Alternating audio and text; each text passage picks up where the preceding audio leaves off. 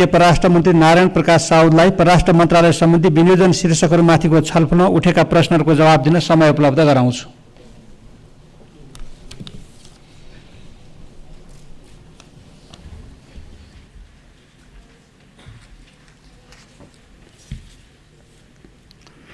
सम्माननीय अध्यक्ष महोदय, राष्ट्रिय सभामा विनियोजन विधेयक 2080 अन्तर्गत परराष्ट्र मन्त्रालय एवं मातहतका निकायहरूको लागि विनियोजन गरिएको बजेट तथा कार्यक्रम उपर भएको छलफलको क्रममा माननीय सदस्यहरूले उठाउनुभएका विभिन्न विषयहरू तथा राख्नुभएका जिज्ञासाहरूका सन्दर्भमा आफ्नो धारणा राख्न चाहन्छु।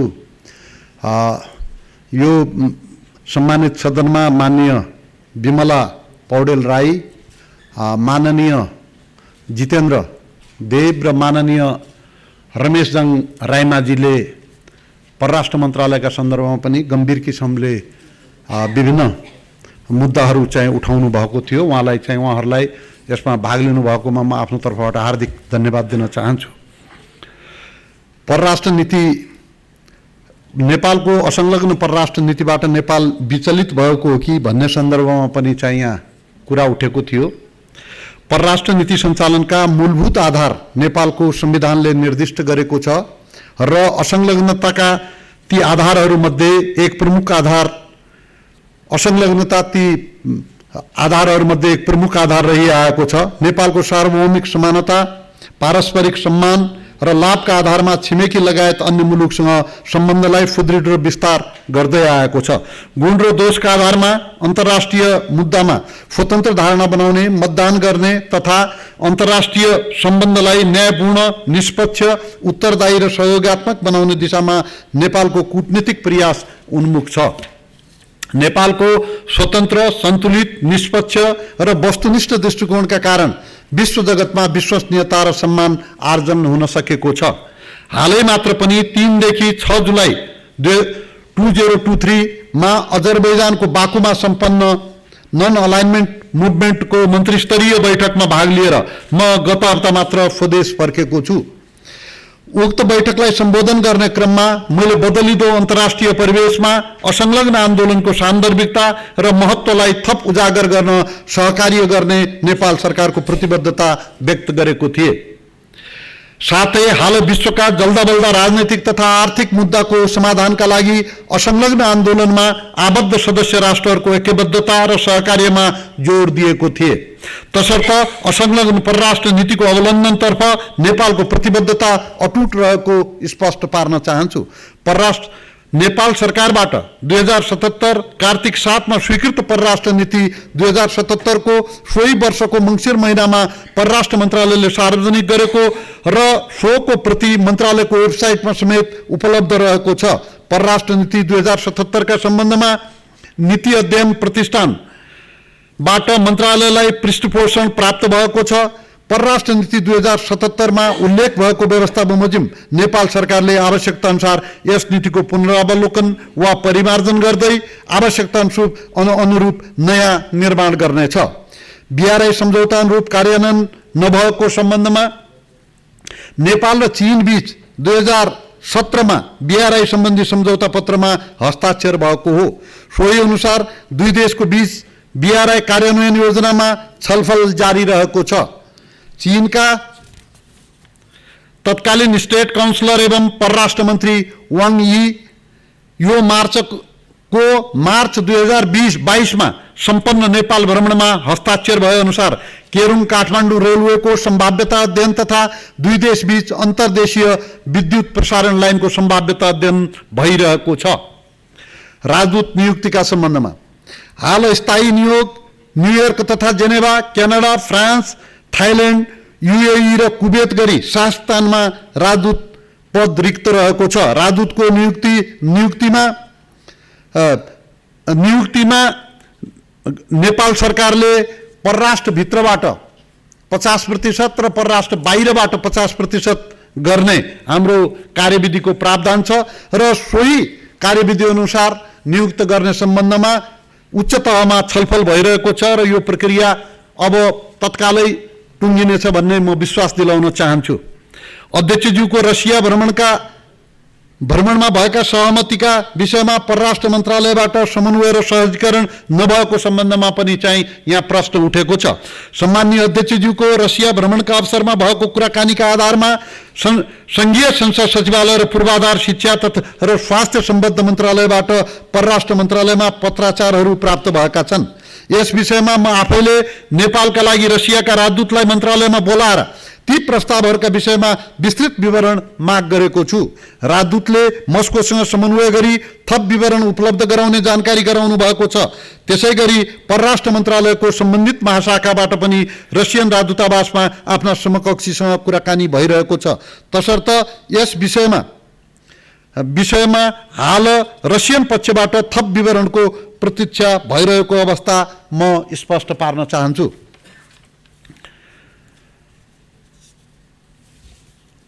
नेपाली नियोगको सेवा प्रवाह सम्बन्धमा विदेशमा रहेका नेपालीहरूको हक हित र सुरक्षाप्रति संवेदनशील हुनेतर्फ नेपाली राजदूत तथा नियोग प्रमुखहरूलाई अभिमुखीकरण गरिएको छ। विदेशमा अप्ठ्यारोमा परेका नेपालीहरूको उद्धार एवं आवश्यकता अनुसार नेपाली फर्कन सहजीकरण गर्ने कार्यलाई नियोगले उच्च प्राथमिकतामा राखेका छन्। विदेशमा रहेका नेपालीहरूको हकहितको सुरक्षा गर्न र आवश्यक सहयोग उपलब्ध गराउन विदेश स्थित नेपाली नियोगहरूको भूमिकालाई थप प्रभावकारी बनाउन परराष्ट्र मन्त्रालय प्रतिबद्ध रहेको छ। केही नियोगहरूमा अन्य टेलिफोन सेवाका अतिरिक्त हटलाइन सेवा सञ्चालनमा ल्याइएको छ। यसलाई क्रमशः साधन स्रोत सम्पन्न तुल्याउँदै विस्तार गर्दै लगिनेछ। यसका अलावा नियोगहरूले वेबसाइट दूतावासबाट समय समयमा जारी हुने तथा फेसबुक पेज जस्ता सामाजिक सञ्जाल मार्फत सम्पर्कको व्यवस्था मिलाइएका छन्। नियोगहरूलाई नेपाली नागरिकको समस्या सम्बोधनका लागि आवश्यक जनशक्ति तथा साधन स्रोत सम्पन्न तुल्याउने कार्यलाई प्राथमिकतामा राखिएको छ। तर माननीय सांसदज्यूहरू, संसार चाहिँ विभिन्न टाइम जोनमा बाँडिएको छ। कहिलेकाहीँ चाहिँ हामीले फोन गर्ने ठाउँमा रात परेको हुन्छ, कहिले बिहान हुन्छ, कहिले फुतिराख्या हुन्छ। सीमित मान्छे मात्रै हाम्रो ती देशको राजदूतामा काम गरिरहेको अवस्था हुन्छ। यस्तो अवस्थामा कहिलेकाहीँ चाहिँ त्यहाँको टाइम जोन अनुसार यहाँबाट चाहिँ फोन गयो भने सजिलो हुन्छ। उनलाई त हामी 24 घण्टा सेवा उपलब्ध गराउने प्रयासमा छौँ, त्यसको लागि निर्देशन दिइएको छ। तर मान्छेहरूको सीमितताले, हामीसँग चाहिँ जनशक्तिको सीमितताले केही समस्याहरू रहेको कुरा म स्पष्ट गर्न चाहन्छु। यसको सँगसँगै माननीय सांसदहरूले सम्मानित सदनमा व्यक्त गर्नुभएका विचारहरूलाई सरकारले मार्गनिर्देशनका रूपमा लिँदै आएको कुरा स्पष्ट गर्न चाहन्छु। तर विभिन्न देशहरूका सँगको हाम्रो सम्बन्ध देशको प्रतिरक्षा, सुरक्षा र सेना जस्तो विषयमा बोल्दा संवेदनशील र संयमता अपनाउन म सबै सांसद माननीयज्यूहरूलाई विनम्रतापूर्वक आग्रह गर्न चाहन्छु। असंलग्न परराष्ट्र नीतिको विषय नेपालका लागि धेरै लामो समयदेखि अभ्यास हुँदै आएको विषय हो। त्यसकारण असंलग्न परराष्ट्र नीति नेपालले अपनाउँदै आएको छ, यो कुरा म पुनः स्पष्ट गर्न चाहन्छु। र यसको सँगसँगै हाम्रो सबै देशसँग सुमधुर सम्बन्ध रहेको कुरा पनि म स्पष्ट गर्न चाहन्छु। नेपाली सेना युनाइटेड संयुक्त राष्ट्र सङ्घको मिसन अन्तर्गत विश्वमा शान्ति स्थापनाका लागि निरन्तर क्रियाशील रहेको कुरा पनि म स्पष्ट गर्न चाहन्छु। र नेपालको सेना देशको प्रतिरक्षा गर्न सक्षम र समर्पित भएको कुरा पनि म स्पष्ट गर्न चाहन्छु। आर्थिक कूटनीतिमा प्रभावकारिताका सन्दर्भमा आर्थिक कूटनीतिको सञ्चालनद्वारा मुलुकको सामाजिक आर्थिक विकासमा योगदान पुर्याउने, आर्थिक रूपान्तरण र जनताको समृद्धिका लागि पारस्परिक हित र लाभका आधारमा छिमेकी लगायत विश्वका सबै मित्र राष्ट्रहरूसँगको मैत्रीपूर्ण सम्बन्धलाई थप सुदृढ बनाउने, आपसी सहयोगका क्षेत्रहरू विस्तार गरी सहकार्यलाई बढावा दिने, भूपरिवेष्टित देशको अधिकार सुनिश्चित गर्ने दिशामा वर्तमान सरकारको कूटनैतिक प्रयास उन्मुख छ। नेपालको परराष्ट्र नीति, वार्षिक नीति तथा कार्यक्रम र बजेट मार्फत अभिव्यक्त राष्ट्रिय विकासका उद्देश्यहरू हासिलका लागि सबल र प्रभावकारी आर्थिक कूटनीतिको सञ्चालन सरकारको प्रमुख प्राथमिकता हो। यस विषयलाई आत्मसात गरी मन्त्रालय र नियोगबाट सञ्चालित हुने आर्थिक कूटनीतिका कार्यक्रमलाई थप प्रभावकारी बनाउने प्रयास भइरहेको छ। यस्ता कार्यक्रमहरूमा आर्थिक कूटनीतिसँग सम्बन्धित विषयगत निकाय, निजी क्षेत्र र गैर आवासीय नेपालीहरूसँगको समन्वय र सहकार्यलाई थप मजबुत र प्रभावकारी बनाइएको छ। पर्यटन, निर्यात र लगानीका क्षेत्रमा विभिन्न प्रदेशमा रहेको सम्भावना र क्षमता पहिचान गर्ने प्रयास गरिएको छ। आर्थिक कूटनीतिका कार्यक्रमहरूलाई नेपाल सरकारको व्यापार घाटा न्यूनीकरण योजनासँग समेत तादात्म्य हुने गरी तथा समग्र आर्थिक सामाजिक विकासमा टेवा पुग्ने गरी अगाडि बढाउने गरी समन्वयात्मक ढङ्गले कार्यहरू भइरहेका छन्। कूटनैतिक नियोगको पुनरावलोकन सम्बन्धमा नेपालले विभिन्न मुलुकहरूका नियोगहरू स्थापना गर्दा छिमेकी मुलुकहरू, ठुलो सङ्ख्यामा नेपालीहरूको उपस्थित रहेका मुलुकहरू, द्विपक्षीय व्यापार, लगानी, पर्यटन लगायतका आर्थिक सम्बन्धको अवस्था र सम्भाव्यता रहेका मुलुकहरू, विभिन्न महादेशमा राजनैतिक, आर्थिक र सामरिक रूपले महत्त्व राख्ने राष्ट्रहरू तथा भौगोलिक प्रतिनिधित्वका आदिका आधारमा नियोगहरू स्थापना भएका छन्।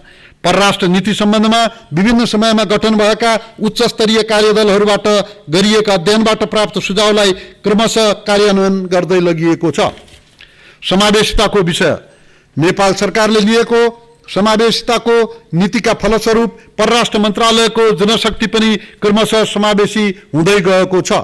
भविष्यमा परराष्ट्र मन्त्रालयबाट गठन हुने कार्यदल, समिति तथा संवैधानिक नियुक्तिहरूमा समावेशिता देखिने गरी लागू हुँदै जानेछन्।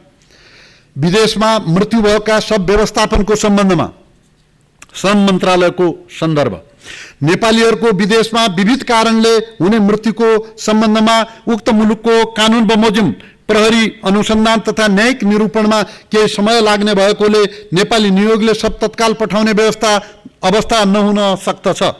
अन्यथा नियोगहरूबाट यस प्रकारका सेवा 24 घण्टा प्राप्त हुन सक्ने गरी व्यवस्था मिलाइएको छ। नियोगमा निजी जिन्सी सामान धुल्याउने सन्दर्भमा नेपालको सन्दर्भमा यद्यपि लागू हुने कतिपय पुराना ऐन कानुनहरू विदेश स्थित नेपाली नियोगहरूको काम कारबाहीका हकमा लागू हुन नसक्ने तथ्यलाई विचार गरी पुराना ऐन कानुनलाई क्रमशः परिमार्जन गर्दै लगिएको छ। गत वर्ष जारी भएको विदेश स्थित नेपाली नियोगको कार्यविधि 2079ले विदेश स्थित नेपाली नियोगहरूलाई पुराना सामान धुल्याउने तथा खरिद प्रक्रियामा समेत केही सहज भएको छ। पासपोर्ट छपाईका सम्बन्धमा विदेश जाने नेपालीहरूको संख्या दिनानुदिन बढिरहेसँगै राजधानीको मागमा निरन्तर वृद्धि भएको छ। हालको नेपाल सरकारको निर्णय बमोजिम तत्काल राजधानी सेवाको निरन्तरता सुनिश्चित गरिएको छ। राजधानी पुस्तिका अभाव हुन नदिन आगामी कम्तीमा 5 वर्षसम्म माग सम्बोधन हुने गरी कम्पिटिटिभ बिडिङ मार्फत खरिद प्रक्रिया अगाडि बढाउने तयारी गरिएको छ।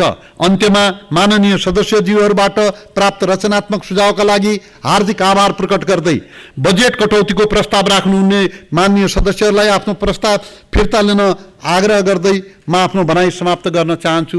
धन्यवाद। जय नेपाल।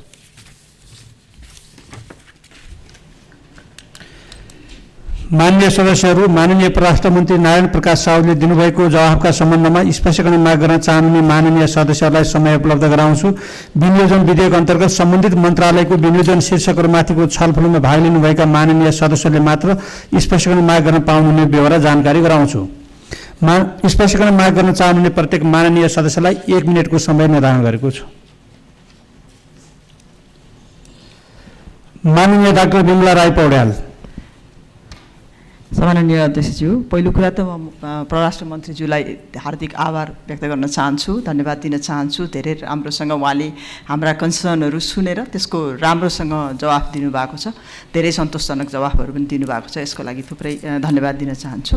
एउटा आन्सर नआएको विषय भनेको चाहिँ मैले सुनेअनुसार हाम्रो सम्माननीय अध्यक्षज्यू सोभियत सङ्घमा गएर फर्किसकेपछि त्यहाँको अध्यक्षज्यूलाई चाहिँ यता निम्तो पठाउने भनेर, भ्रमणको लागि निम्तो पठाउने भनेर एउटा पत्र सभामुखबाट परराष्ट्रमा गएको छ र त्यो अझै पनि त्यहाँबाट प्रोसेस भएको छैन भन्ने कुरा चाहिँ सुन्नमा आएको छ। त्यो के भइरहेको छ र त्यो किन त्यसरी रोकिएको हो र हामी बोलाउँदैनौँ, किनभने उतातिर तयार भएर बस्ने, यतातिर नबोलाउने अलि अप्ठ्यारो हुन्छ कि जस्तो त्यो लाग्छ। त्यसमा जवाफ दिनु पर्यो। र अर्को चाहिँ यो नियोगको सेवाको सम्बन्धमा चाहिँ टाइम जोन हेरेरै त्यहाँका मान्छेले फोन गर्ने हुन्, तर अझै पनि सेवा चाहिँ राम्रो प्रभावकारी हुन सकिरहेको छैन। यसमा अझै ध्यान दिनुपर्छ। माननीय खिमलाल देवकोटा। सम्माननीय अध्यक्ष महोदय, माननीय विमला राईले भने जस्तै रसरासकै मैले अलि एउटा उदाहरण दिन चाहन्छु। हामीले भर्खरै परराष्ट्र मन्त्रीज्यूले हाम्रो परराष्ट्र नीति असंलग्न छ भन्नुभयो, तर हामीले लेख्दाखेरि बोल्दाखेरि असंलग्न भन्छौँ, तर हामी कुनै शक्ति केन्द्रसँग हामी संलग्न छौँ। शक्ति केन्द्र अनुसारको हामी त्यो इसारामा हामी चलिरहेका छौँ। उदाहरण भनेको रसा र युक्रेनको युद्धमै हामी भन्न सक्छौँ। र भारतले रसा र युक्रेनको युद्धकै सवालमा कुनै पनि हामी रसासँग हामी सम्बन्ध बिगार्न चाहदैनौँ, हाम्रो पुरानो सम्बन्ध हो भनेर भारतले भन्यो। त्यसको फाइदा हामीले लियौँ, किनभने त्यो बेलामा संसारभरि पेट्रोलियम पदार्थको हाहाकार थियो। त्यो फाइदा हामीले, किनभने भारतसँग हाम्रो पेट्रोलियम पदार्थको आयात हामीले भारतबाट गर्ने हुँदाखेरि हामी त्यहाँबाट फाइदा लियौँ। एउटा यो पाटो थियो। र मैले यहाँ भन्न खोजेको कुरा चाहिँ के हो भने सम्माननीय अध्यक्ष महोदय, अहिले भारतका प्रधानमन्त्री अहिले अमेरिकाको कङ्ग्रेसमा गएर भाषण गर्नुभयो। सारा सिङ्गो अमेरिकाभरि भारतका प्रधानमन्त्रीको हाई भयो, तर पनि भारत चाहिँ अब होइन, मैले यो विषय किन भन्न। माननीय सदस्यहरू, अब माननीय सदस्यहरूले सोध्नु भएको स्पष्टीकरणको सम्बन्धमा प्रश्न पार्न माननीय परराष्ट्र मन्त्री नारायण प्रकाश साउदलाई समय उपलब्ध गराउँछु।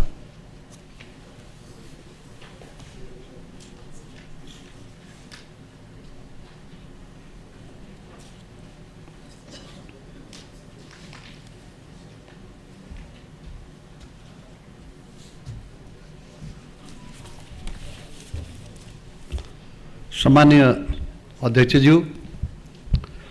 अध्यक्षज्यूको रसिया भ्रमणको बारेमा मैले उल्लेख गरिसकेको छु।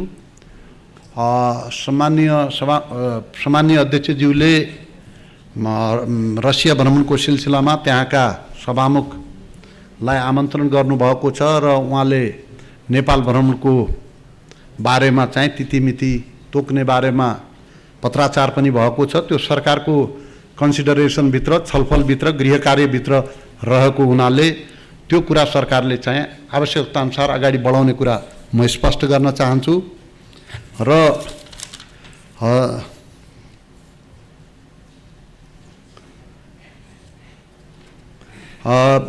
यसको सँगसँगै रसियाका संसद प्रमुखलाई पठाइएको जुन निमन्त्रणा छ त्यो चाहिँ सम्बन्धित गन्तव्यसम्म पठाइसकिएको व्यवहार पनि म चाहिँ अनुरोध गर्न चाहन्छु।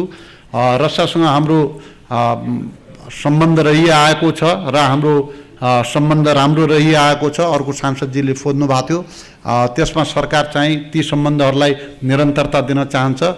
कुनै पनि देशसँग हाम्रो चाहिँ सुमधुर सम्बन्ध छ र त्यो सम्बन्धलाई हामी निरन्तरता दिन चाहन्छौँ। रसियासँगको सम्बन्धलाई पनि हामी सुमधुर किसिमले अगाडि बढाउन चाहन्छौँ। धन्यवाद।